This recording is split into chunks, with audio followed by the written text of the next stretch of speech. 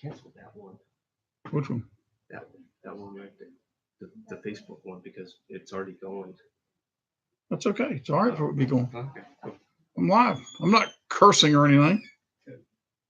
Anyway, I think we're live on both places now. Okay, I'm somewhat confused today with technology, but I've got it going on here. Bobby Williams, bobforgov.com. Glad you're here. Glad you can make it. Those of you on Facebook, please like and share with your people out there so that I'm not sitting there talking to myself. Because, guys, if this is going to work, if I'm going to be able to do anything of a substantive nature in doing a write-in campaign for this, people got to know I'm here, right? They got to get to know me. They got to know who Bobby Williams is, my White Elephant Saloon t-shirt and everything. Okay. Maybe I'll wear a tie for you one of these days. If I work for you, okay, if you elect me to be the, I was mayor already before, and I wore tie then some. I was much younger and thinner then. I can't wear those clothes anymore, but now I do have clothes that fit me, and I do have ties, nice ones. I don't wear that kind of clothing unless I'm doing business. Okay, this isn't business. This is monkey business. Getting elected to be a government official, and the thing is, when people hold these people in esteem, it's like the thing with doctors. They have a doctor thingy going on, and it's doctor. Hey, you know what? They put their pants on one leg at a time, just like you do, just like I do. And it's the folks that hold these things up in the air and kind of make you feel like, ooh, governor, ooh, mayor. Hey, you know what you got to do to get to be mayor of Duluth, Georgia? You have more votes than the other guy. Same with being the governor of the state of Georgia. Well, a little bit more complicated, but not much. I mean, you got a couple of yutzes in there running on the major parties, and a Republican and a Democrat, and you know what? They're probably nice people. Okay, I just don't think they're qualified to be governor. I think they're disqualified to be governor because of their previous acts and actions. If I owed the IRS $50,000, they'd be sitting out on my doorstep right now, panting with padlocks, trying to get to me to get the money. Okay, why is that not happening to Stacey Abrams? Okay, where in the hell is the IRS right now? I'm calling you out, man. Where are you right now when Stacey Abrams owes you $50,000 and she's running for governor of the state of Georgia? Where the hell are you people? Get over there and get your money. Get my money, our money. That she owes taxes in there that are funds that the United States government takes in and squanders the way they see fit.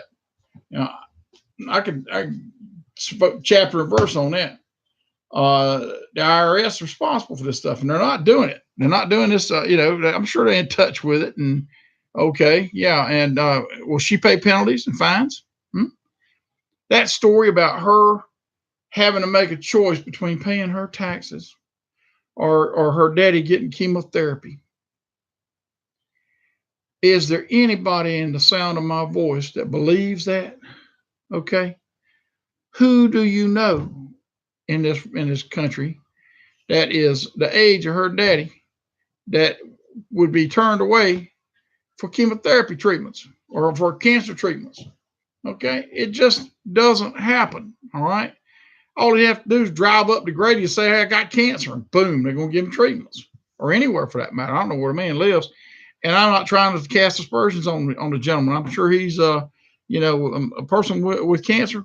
My heart goes out to him. I want him to survive it, want him to beat it. But that $50,000 that she's using him as an excuse to have not paid to the government, man, I'm calling BS on that. It's just not, that story's not true. It's not true. Show me where you paid for the cancer treatments with that $50,000. Challenge. Show it to me. Show me the canceled checks that you wrote for those cancer payments, and I'll eat crow. Okay, but it's not happening. Stacey Abrams is lying about that. I'm telling you right now, it just didn't happen that way.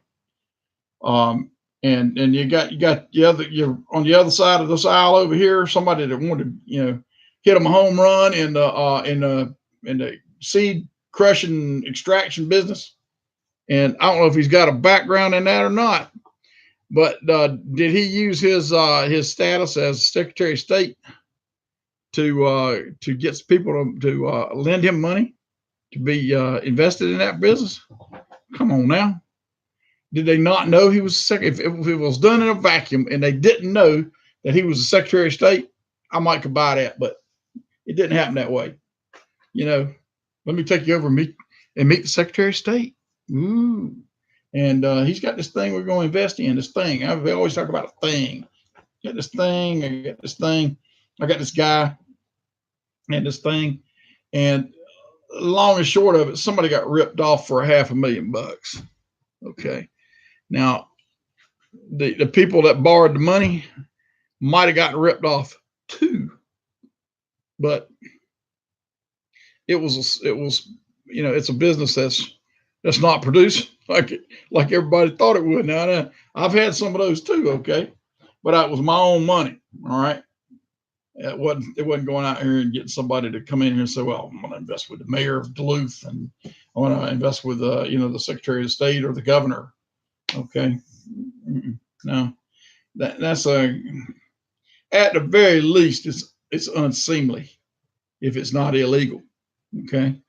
Here you got the business of the people of the state of Georgia getting mixed up in something like that. I don't think that's good. If you were paying attention to what you did and what you're doing in the Secretary of State's job, wouldn't have time for this. Okay. Wouldn't have had time for it. Everyone on Facebook. Let's see.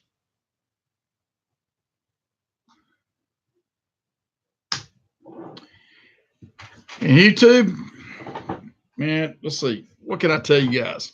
Say something. All right, let's say something here. Hashtag Alex Jones. That's saying something. I hate it that the media people here, these folks that have this media that I'm talking to you right now on, they've got a lock on it. But you were talking about a monopoly. Can you say Google? That's 70% of the search engine market. Can you say YouTube? Okay, that's everything. Everything that's anybody except Vimeo, who you got to pay for, is a YouTube account, and they got YouTube, and then they got people Bezos and this Yutz over here with the Facebook. What's his name? Zuckerberg. I think he could buy me a new name if I were him. That's does anybody really think that rocket scientist built this and built this business up like he did with no profits and just people kept pouring money into it and does anybody think he did that without some underhanded intelligence agency assistance in that? Can you say Alphabet? Can you say CIA? Can you say DSA? NSA? Or the military intelligence? And military intelligence. There's an oxymoron for you, huh? Like jumbo shrimp. Anyway, I'm on a tear today. I've been down to the Secretary of State's office, actually to the ethics office today to get my filings done for that. And let me tell you something. What a good bunch of people that is. Okay. Brian Kemp may be a slime over here borrowing money from people, not paying them back. But the folks down there at the ethics office, man, they're nice people. The receptionist even put me on to a little diet tip. She's a nice lady. And, I don't want to call out any names because I don't want to miss anybody down there, but they did me a good job, got me started up on this. The folks over in the elections, same way. You call up, they're very helpful and everything. Even a lawyer down there that's helpful. Okay. Duh. You know, nice guy. Works for the government though. He's not out there chasing ambulances. Okay. Which he probably should be making more money. There's no rest for the wicked. I'm trying to hashtag some things here. Oops. What did I do? Yeah, that'll work.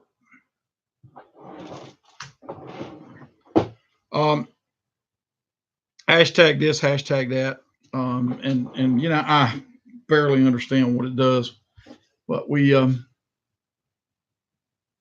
learning rapidly. Okay. I hadn't really gotten to terminal velocity yet in my learning. Okay. I learn a lot. I learn a great deal. I know what's going on with things. Yeah, Bob. Hi, everybody. Wow.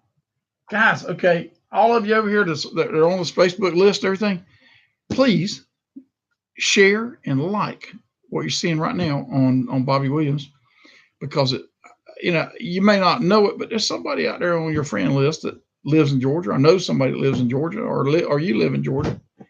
Please do that. Okay. Help me out on this. Okay. And with the YouTube, same thing, like, share, whatever you want to do. We're probably going to do a little boosting out here on some of these things too. Spend a little bit of that campaign money. Nobody's giving me any money yet. Okay. We're still working on our website to get that going on. And, I don't want you to give me a whole lot of money. Okay. You give me $25, $50. Okay. Some of you guys out there, you know who you are. You need to give me $50. The rest of you, 25 is lovely. Lovely, lovely, lovely. And we pay for things like this. We pay for things going forward. I think there's going to be a fun thing out of this. I'm having a ball with it. I really am. Lord knows how much fun it would be if I had other people to talk to. You could call at 888-592-5251. Let me type that in. 592-5251. All right, for you folks out there in YouTube land, and now on a different keyboard. I feel like a keyboard artist in the band, huh? All over the place, like an orangutan here. Okay.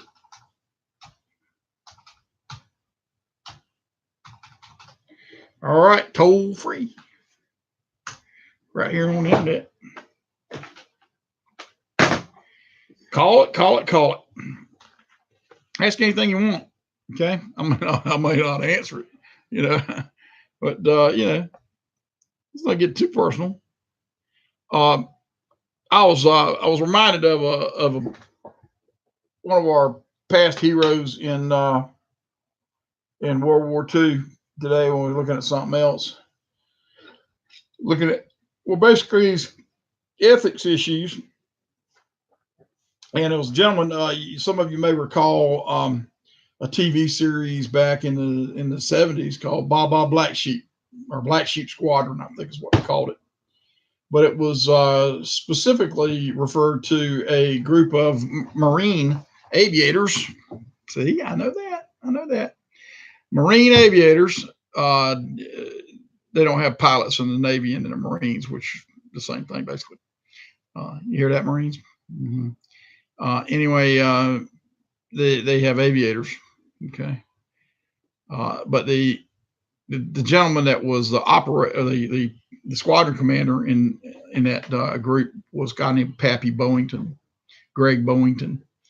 And Greg survived the war. He got shot down and was a prisoner for some time, and then he again survived the war and moved back to his home there on the West Coast. And he was he had I guess he didn't really have much better success in his personal life after the war than he had before. He was a hard-bitten drinker and fighter and scrapper and everything, which made him a great hero, but kind of made it a challenge for somebody married to him, apparently. But he wrote a book, and I did read it. And one of the dedication things in there was, if you show me a hero, I'll show you a bum. And that was a quote from Greg Pappy Bowington. And man, it's so right. It's so right because, yeah, all of us are heroes in some things, and all of us are bums in others. Yeah, it's where none of us are perfect about what we do, but that doesn't mean that we can't try, and it means that we can't be ethical. It doesn't mean that we can't be reasonable about things in our lives. But we go through the political process in this country with a bent on to find some minutia of detail that we're going to use to beat this person over the head with. And it's gotten bad enough here lately that NASCAR teams are being fired by their sponsors because of something their daddy said that may have been racially insensitive back before they were born. Okay? Before they were born. How ridiculous can it be? Eli Lilly did that, okay? So, I mean, Eli Lilly needs you and I like to need a hole in the head, all right? Unless you particularly have some stock in their company, because they're a mega pharmaceutical, and probably all of us are surviving on something that we get through Eli Lilly and didn't even know about it. But they got more money than God, like a whole bunch of big pharmas and big and huge corporations, and they are wired into the government and so on things in here. They're basically part of a pseudo fascist organization that the U.S. government has, and it's a shame that they got, and this. Watch me when I say this. Remember, I told you this today. Okay, it's the 29th day of August 2018. That the extreme ultra left wing in this country is using this methodology of what he said, what he did, what he wrote, what he uttered in a joke or anything else on so many people here that they're just running them off. Now, I'm not standing here telling you that, or sitting here telling you that it's appropriate to talk racially and have racial slurs. It is a free country, okay? And if you want to stand on the street corner without YouTube or Facebook and just say what you want to, it may not be good for your health, but nobody can stop you from doing it. And I tell you what, I'll fight for people's right to do that. As stupid as it probably would be, and as insensitive as it probably would be, I'm telling you right now, when you start drawing a line, you start looking over and say, "Ooh, you can't say the N word. Ooh, you can't say, you can't tell a Polish joke and these things." Huh? What happened to our sense of humor? I'll tell you what happened to it. The left wing has taken it and they're beating us over the head with it. When you could take a guy like this NASCAR cat and penalize him financially and publicly over something his father said, over 30 years ago, allegedly. I haven't even heard it, but they didn't come in there and say, "Well, did your father really say this?" or anything like that. Boom, they just took his money out. That's all they did. Took their sponsorship away and told everybody about it. Okay, they didn't just slide off into the darkness there. They absolutely made an issue out of this. Somebody did.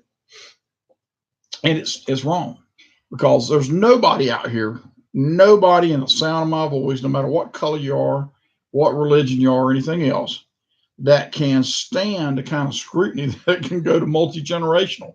That's just absolutely over the top. Why don't we go back and find out if my great granddaddy owned a bulldog, and was it a pit bull, and did the pit bull bite anybody, and that kind of thing. To my personal knowledge, none of my family ever owned a slave. Most of them were poured into slaves' work. Okay, they never got it when it came to making money in the Williams family. I can tell you that. uh, until my dad married my mother, who came here from Germany and is arguably Jewish. I didn't have any cipher for that, for making any money. Thank God or how many generations it skipped, it landed on top of me. Okay, because I know how to make money. I know how to use money. I know how to deal with money, and I know how people are motivated by it. I'm not filthy rich. Okay, I'm comfortable. Okay, I'm comfortable. I don't want anything today that I can't afford to go out and buy, except a jet airplane. I need me an air. I'd love to have me a jet airplane, but I won't do it on taxpayers' money. Okay, and the governor of Georgia doesn't need a jet airplane. Might need a gyrocopter. Okay, but I'll pay for that myself too. The long and short of this is, I don't need the salary. Okay, I'm gonna take it because I've already earned it. Okay, I'm not that altruistic. I'll take it. I may give it away to somebody else. I do give a lot of things away, but as Trump is doing, I guess he makes donations of his salary. That's fine. Yeah, I give away more than that now. The the thing about is this scrutiny that the left is putting people under is it is just right out of the Bolshevik red playbook of communism. I mean, you take it and you do that. It's like McCarthyism. Okay, McCarthyism back in the 50s was, reputedly a right-wing group that's searching out communists. Well, they wouldn't have any trouble finding communists now. Just pick a professor in any university in America. Okay, very few of them would not be. I'm sure there are good ones, but the rest of them need to be stood up against the wall and shot probably. But it's the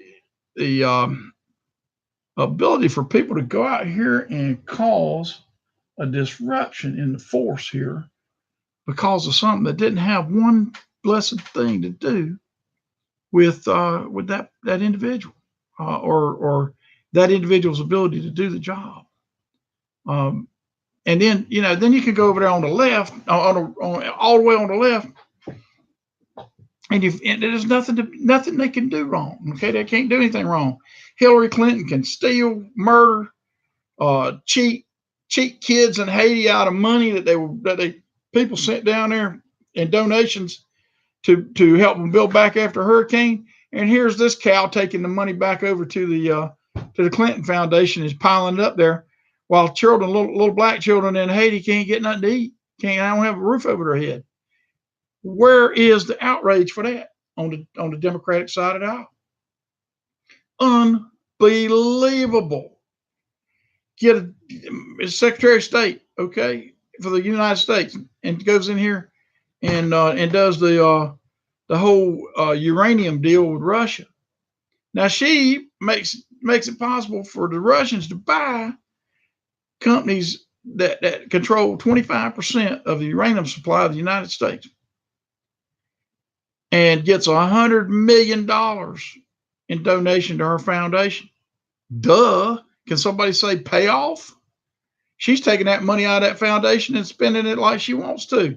No such thing as giving it to somebody. They give a fraction of a percent to causes that are probably paying them back some way or another, and then take that money, and Bill's flying in jets and she's flying in jets. They're all living in big houses, and they got houses in DC and all this. It's like Obama, like I said yesterday, he goes in, he had nothing.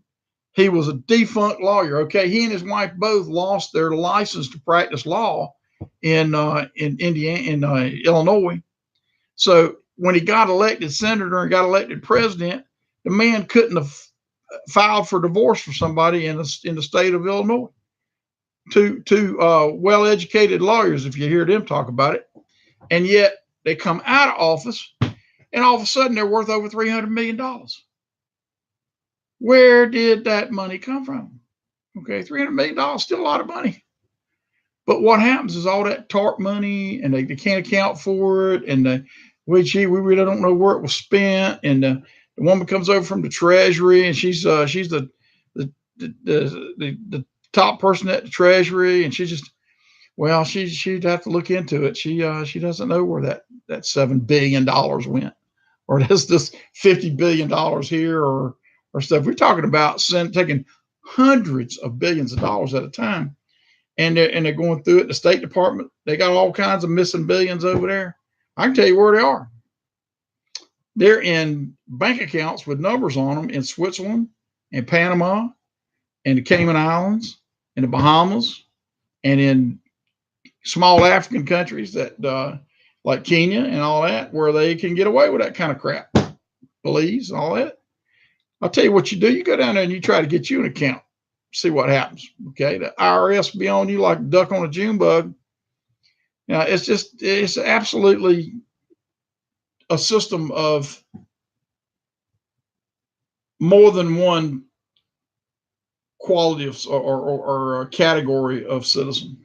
Okay, you got your elite there in Washington, and you got your elite here in Georgia too. Okay, maybe Brian Kemp's one of them. Okay, I don't know if the elite status has reached over into the African American community. I'm sure that there's some. You got people that Kasim Reed that they run from when they get out of mayor's office in Atlanta, they run for the state line faster than anything else. But a lot of these things are federal crimes, and they, we haven't had a mayor leave the office in Georgia in a long time that didn't get indicted for something. Just about, I think it was but it's bad. It's just bad news. It's just bad news, bad policy, bad business, and to allow the alt right, alt left over there, the extreme fringe, to come out here and say, well, let's see here. Did he ever say anything? Did he ever act this way? Okay. What about all these women coming along here and saying, well, this one, he did this and he did that. Some of them are guilty. There ain't no doubt about it. Okay. But the problem with this is they're all getting tarred with the same brush by the news media. Now, Bill Crosby may be guilty of sin, but he had a right to get a trial in front of his peers in a jury, and to be able to face his accusers in court. That's the way we do business here, or supposed to do business. But yeah, they ran him up the flagpole 6 waves from Sunday. Everybody that ever thought about meeting Bill Crosby, that was female, came in, piled onto it, and said, "Yeah, me too. Yeah, me too." A whole bunch of them he may have been guilty with. There's a whole bunch of them he may not have been. And they just piled on to get some of the money. Because if you don't think people will do that, I don't know what you're thinking with. But it's just this whole sexual harassment, and it's like the story about the woman that comes into the police station and want to report a rape. So, well, when did this happen? She said, 3 weeks ago, last Tuesday. He said, "You just reporting it now?" She said, "Yeah." I said, "Why'd you wait so long?" She said, "Well, I didn't know the check was going to bounce." Okay. Hey, there's a bad thing here in our society. Now, obviously, I don't stand here I got daughters. I don't stand in here and a wife and wives. I don't stand here and say that any woman deserves to be abused or threatened in her workplace or anything else. This is not tolerable. But there's a whole lot of lying going on in some of this, and it comes out later on. But the damage is done right now, in the news media and everything. So, I'm content to have them go and be prosecuted first. And just leaving Congress when you're a bum like that, and go home and you're still scot-free, even though you sexually harassed people or sexually molested people. That's not right. Okay, that's not right. Was that comedian that went back to Minnesota and he's no longer a congressman? Or that shouldn't be. That shouldn't just be an absolution of all of it. And then you got the Pope and you got the Catholic Church and all this. Okay. Hey, it's time to get to the bottom of the evil in this country and in this state. Getting to the bottom of the pedophilia, get to the bottom of this the satanic practices that use and abuse children, and God help us, some of them reputedly sacrificing people and sacrificing children in their rights and everything. People, this is legitimately happening in the world. Okay, if you think that that's not true, that there's not a Pizzagate and there's not a thing with satanic rituals and this whole thing out in the boondocks there in California. What's the name of that place? The Grove, wherever that is. It's there. They really do these things. You know, back when Eve first bit on that apple, you know, God wasn't too happy about it, and he cursed Satan to be here on this planet and be stuck here. And unfortunately, stuck him here with us. And you know, and this beast is crawling around everywhere. It's real. It is real. Satan is real. Satan's minions and his demons and all that stuff. They're real. They're touchable. Okay. You know, I know it may freak you out that I believe that, but I'm telling you right now, it is true. Okay. I've been a lot of places in the world. I've been all over, and I'm gonna tell you something. It's real. It's real scary. So you need to get off of it, and let's get behind a law and order program here in this state. I don't want a whole bunch of accusations and you know, people being tried by juries and the press. The press is not that popular. The press in this country right now is extremely shaky when it comes to telling the truth. I mean, can't believe it. You can't believe it. You start out with the Washington Post and the Wall Street Journal, and you know, everything except the editorial page in the Wall Street Journal is bad, left wing, radical, commie. And then you have the gray lady there in New York Times, which is you know, if you have a spot in the world that is pure evil, that's probably that spot. That place, in my opinion, should be mobbed and torn down brick by brick till it's all just flat with the ground, okay? And then salt the earth there. But yeah, I don't feel strongly about it or anything. Yeah, but it's a crazy thing. So show me a hero, and I'll show you a bum. The corollary to that is everywhere else in the world, the biggest thug, the biggest, most evil SOB in the whole place ends up being the leader. Look around you, okay? You can't be the chancellor or whatever they call him in France unless you got 3 or 4 mistresses.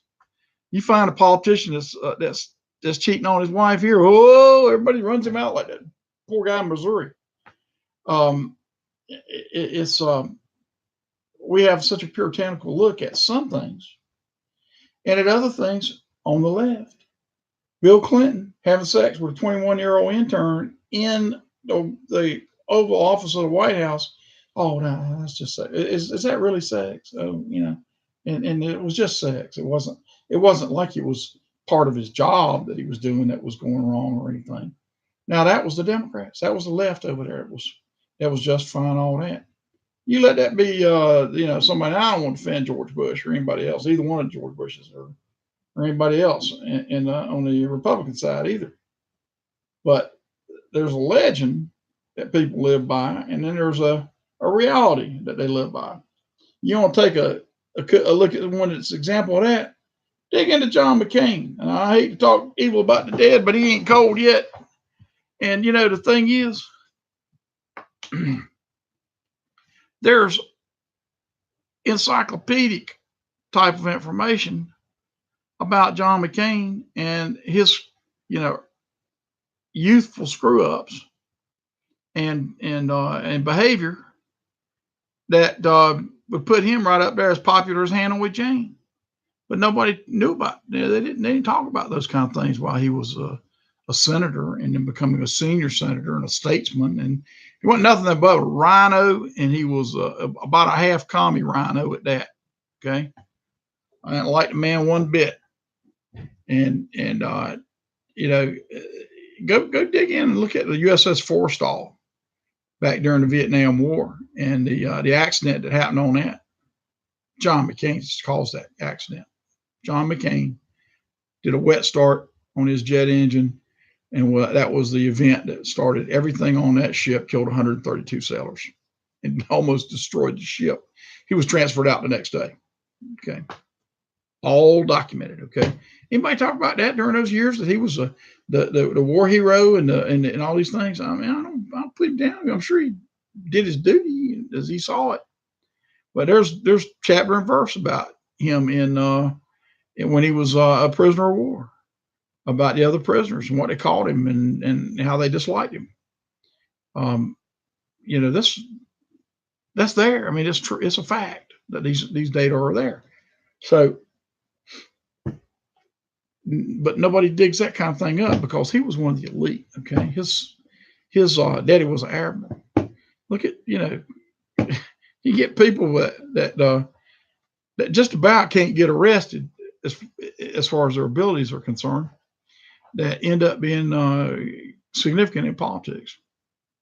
It's crazy. It really is. You know, Al Gore.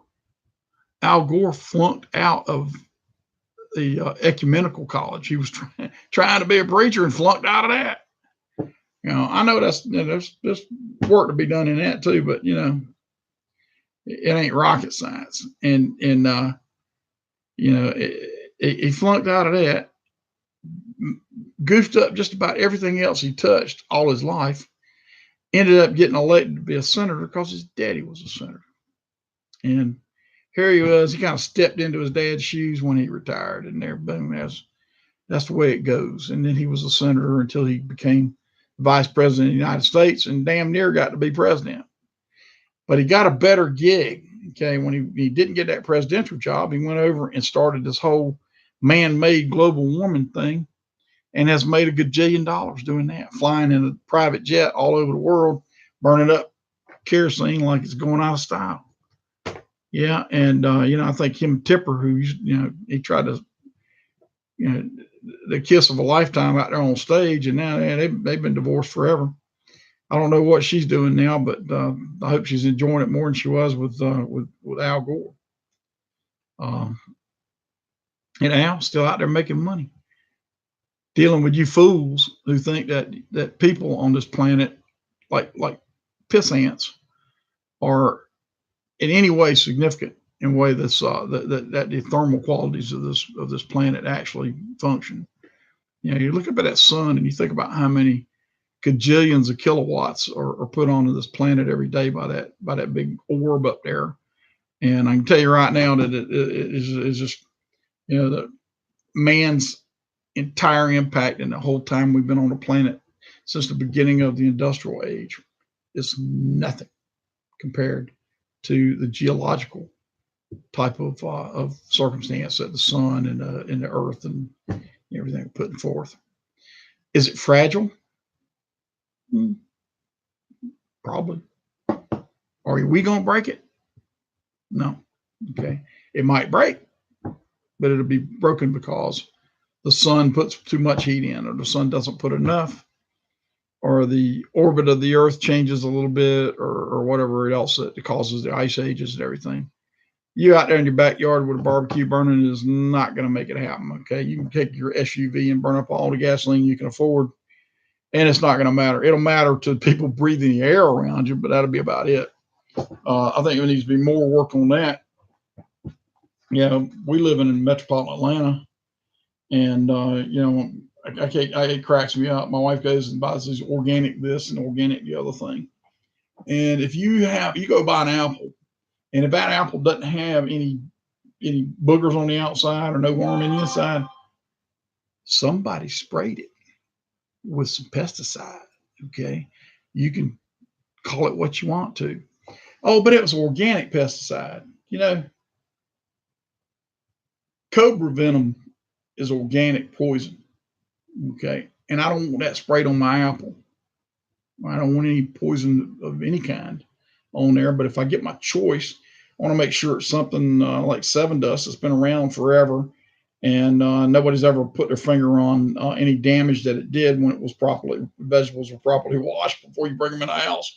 Now my wife goes to all this stuff and she buys these things at the Sprouts and all these other places, and even the common regular grocery stores now have an area there where they're Greenwise or whatever they call it. And basically, Greenwise is that they charge you more money for the same thing. Okay, if you believe that's an organic banana, I got some swamp land I'd like to show you. I actually do have some land I'd like to sell, but we won't do it here. We'll do it as go. Okay, I'll sell it. I'm not going to get any endorsement from me on it, and it's not in the state of Georgia. Okay, got some here. But it's for sale right now. Even I haven't gotten elected, so keep that in mind. I wanted to sell it before I got elected. The whole process is you look at people, you judge people based upon what they do, who they are. Okay, are you really going to sit here and let the left wing take anybody they want to look at and drill down and find something that they can come out with and say, aha, we have it. We have it. He sent his income tax in a day late in 1987. The timestamp says it. Came in on the 16th. So now he's unfit to do this, unfit to do that. Now, if you didn't include a check in there with that filing and you owe him 50 grand, I think you need to get involved in getting that paid and get the hell out of the governor's race. Yeah, I know she's African American. There's 47% of the population in Georgia is African American. But I want to tell you something. There's a whole bunch of African Americans in this country and in this state. They got better sense than to vote for somebody for governor that is treating money that way. Now, she arguably made $1 million in the last several years. I don't know. I just see that in print here. Okay. I don't know for a fact that she did.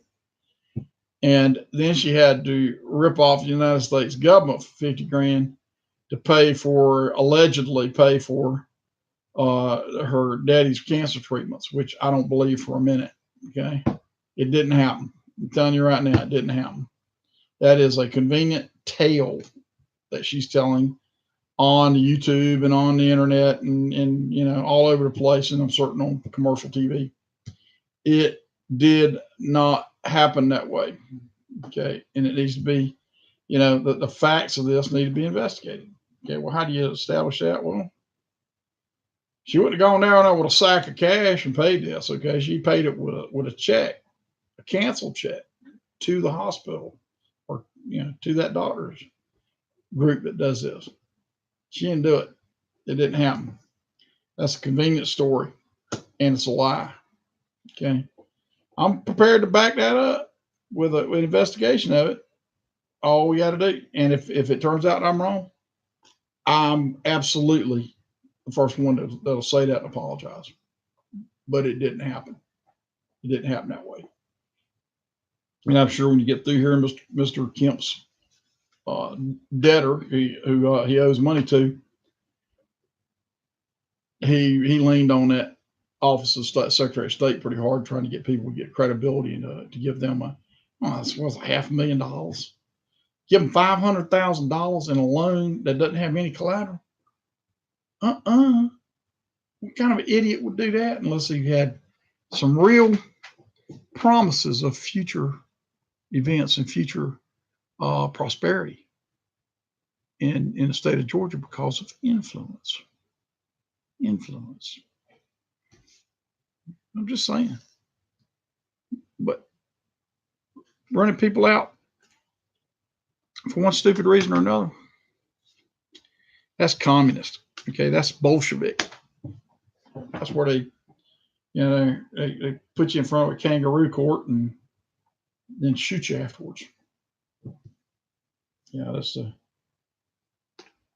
that's your neighbors telling on you. I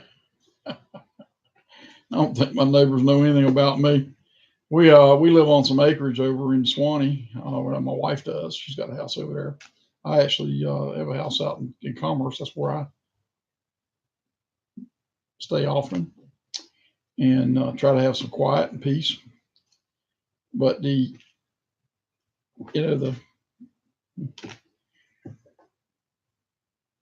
business cards, I got stacks of them.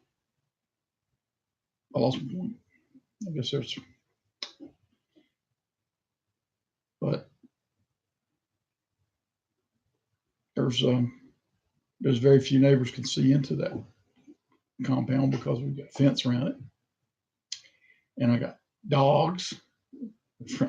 They're friendly enough, but people drive by there don't know that, and we just don't invite just every Tom, Dick, and Harry over there.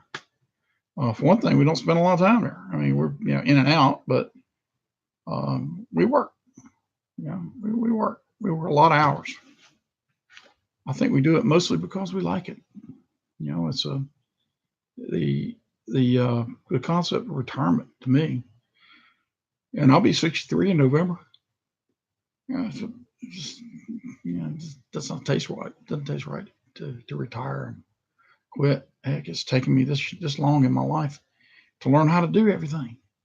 I don't want to quit now. What I'm going to do is sit home and listen to Dialing for Dollars. Not me. That's been on my mind anyway. I was messing around with a song this weekend.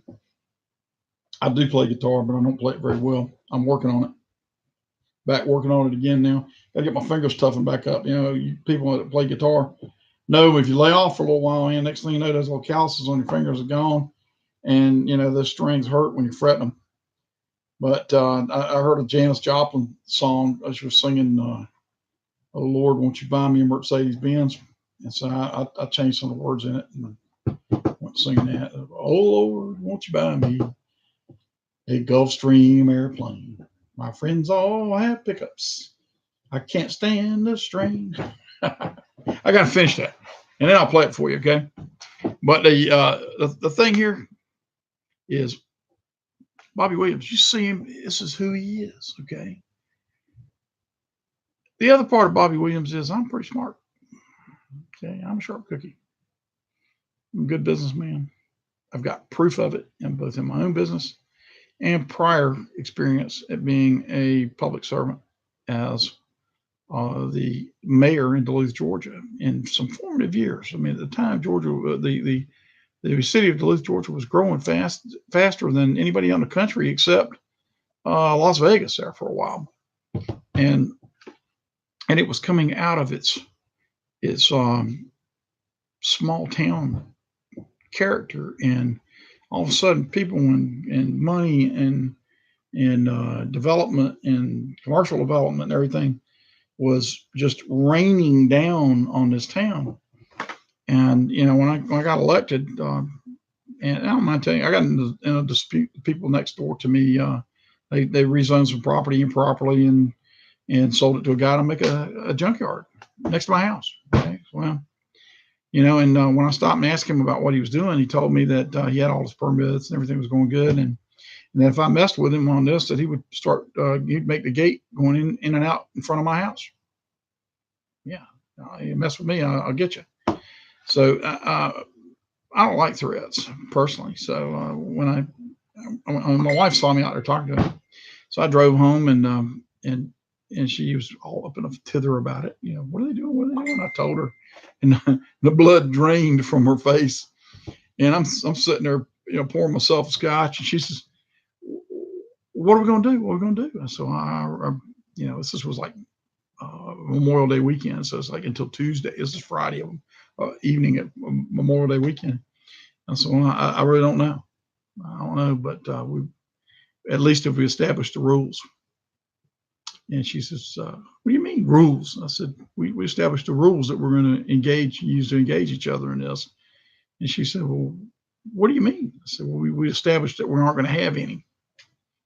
Okay, there aren't going to be any rules. This is a knife fight. No rules. Okay. And politics can be that way. Doesn't need to be. Doesn't need to be that way. In fact, if you're properly doing things and you're doing it with the right heart and the right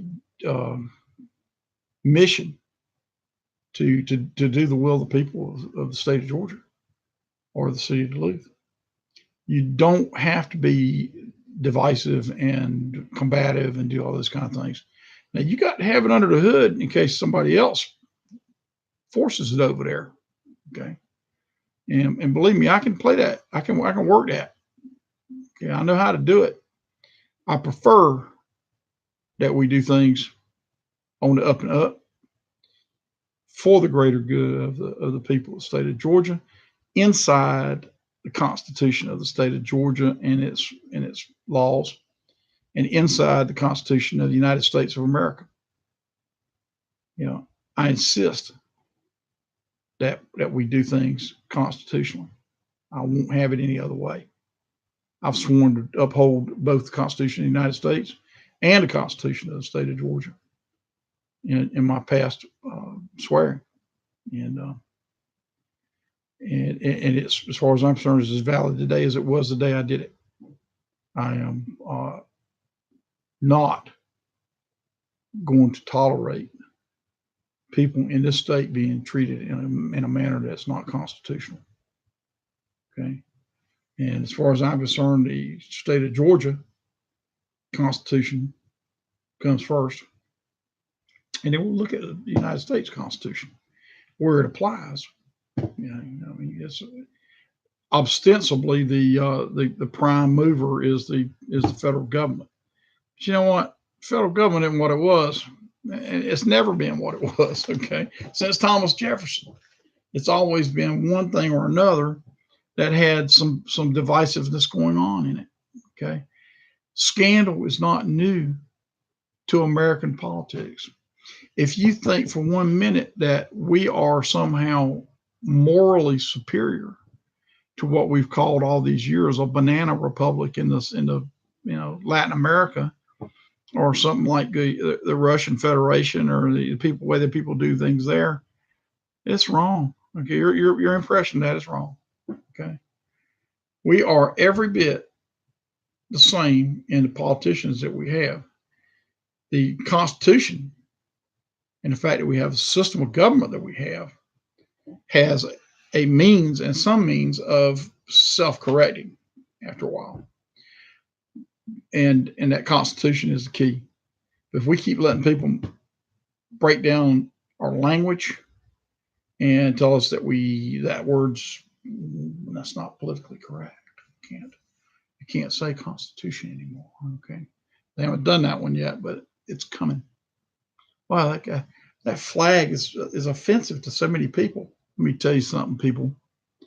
The flag of the United States of America was not made originally to please everybody, and it's not intended now to please anybody who doesn't have a reverence for what we have in this country. If you come here from someplace else and you don't like that flag, love it or leave it, baby. I'm never gonna have a situation while I'm in office that allows somebody to say, well, because it's offensive to these groups or this thing or the other thing. Let me tell you something. Whatever group you're in, if you don't have reverence for the United States, the flag of the United States of America, get the hell out of here. Get out now. And you people that want to burn the flag, if it's your flag and you want to burn that flag, I think it's your First Amendment right to be able to do that. And I stand up for that. Okay. You burn that flag safely. We're not burning anything else down.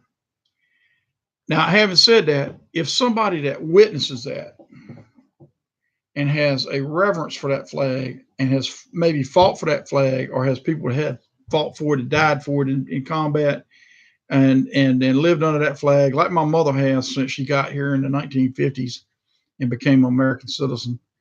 If you want to get in trouble, you burn a flag in front of Elizabeth Williams. That woman is 89 years old last week, and she will hurt you. She will hurt you. And when she does, I'm gonna have to call that temporary insanity. And you know, it just temporarily the guy went insane, seeing that desecration of that holy thing that he felt like was a holy symbol, or at least a very important national symbol. And when he snapped and beat the living hell out of whoever was doing it, it was a temporary insanity as far as I'm concerned as governor of the state of Georgia. And let him go. It's a $18 fine. Mail it in like a parking ticket. So you get out there and you want to protest during soldiers' funerals, or you want to get over there and burn flags and stuff like that, and somebody temporarily goes insane and comes over there and beats the loving hell out of you up to, but not quite to death, $18 fine, mailing in. I'll write them a pardon all day long, every one of them. Okay. Bobby Williams will pardon that activity as governor of the state of Georgia. You do it in Georgia and you get pardoned. Okay. I'll write you one somewhere else, but it may not work. Okay. Anyway, we're going to have that flag burning mess contained to places where temporary insanity is not as likely. Okay. You want to go over there and you own a bunch of left wing and or the Muslims or whoever else out there that wants to burn a flag. You do it on your own property and your own thing, and who cares? All right. You come out here in the public and you do it, and be prepared, because I'm telling you, it drives people insane temporarily. Okay, they get over it quickly, but you might not get over it quite as fast. Bob for Gov signing off. Whole hour this time, man. I was on a roll.